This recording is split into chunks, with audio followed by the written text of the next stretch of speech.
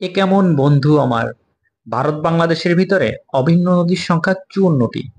ভারত এখানে একতরফা এবং অন্যায্যতার ভিত্তিতে 47টা নদীর উপর বাঁধ দিয়ে রেখেছে। তাও আবার একটা দুইটা নয়, ছোট বড় মিলিয়ে প্রায় 5 শতাধিক বাঁধ তারা নির্মাণ করে ফেলেছে। আরো একাধিক বাঁধ নির্মাণের কাজ চলমান।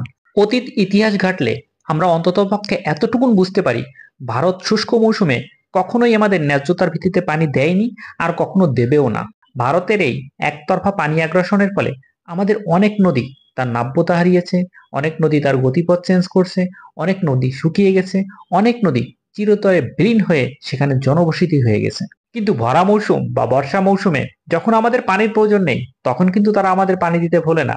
অর্থাৎ বর্ষা মৌসুমে তারা সবগুলো বাঁধের সবগুলো গেট একসাথে খুলে দেয়। তারা যদি আমাদের বন্ধু হতো, অন্ততপক্ষে 1 মাস আগে থেকে একটা দুইটা পাঁচটা সাতটা এভাবে গেট খুলে দিলে পানিগুলো ঠিকই নদী দিয়ে প্রবাহিত হয়ে চলে যেত। কোনো গ্রাম বা জনপদ প্লাবিত হতো না, ব্যাপক বন্যাও হতো না, এবং আমাদের ব্যাপক জানমালের ক্ষতিও হতো না। কিন্তু তারা কখনোই এটা করে না। তারা পানিকে জমায়, জমাতে জমাতে পানি যখন সর্বোচ্চ উচ্চতায় পৌঁছায়, তখন সবগুলো বাঁধের সবগুলো গেট কোনো রকম পূর্বাভাস ছাড়া দিনের বেলাও না, রাতের বেলা ছেড়ে দেয়। যে কারণে আকস্মিক বন্যা দেখা দেয়।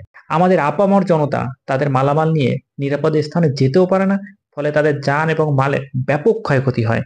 তাহলে কি এই সমস্যার কোনোই সমাধান নেই? অবশ্যই আছে। আপনারা স্ক্রিনে দেখতে পাচ্ছেন, এটা হচ্ছে পদ্মা নদী। আর এটাকে যদি আপনার ভারতীয় সীমান্ত হিসেবে চিহ্নিত করেন, সেক্ষেত্রে এখান থেকে 18 কিলোমিটার ভিতরে ফারাক্কা বাঁধ অবস্থিত।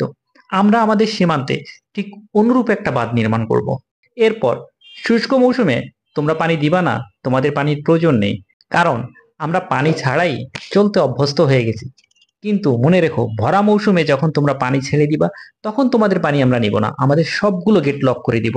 মাত্র একটা বছর যদি ভারতের সাথে এমনটা করা যায়, ভারত তাদের সবগুলো বাঁধ তুলে নিতে বাধ্য হবে, এবং আমরাও আমাদের বাঁধগুলো তুলে নেব।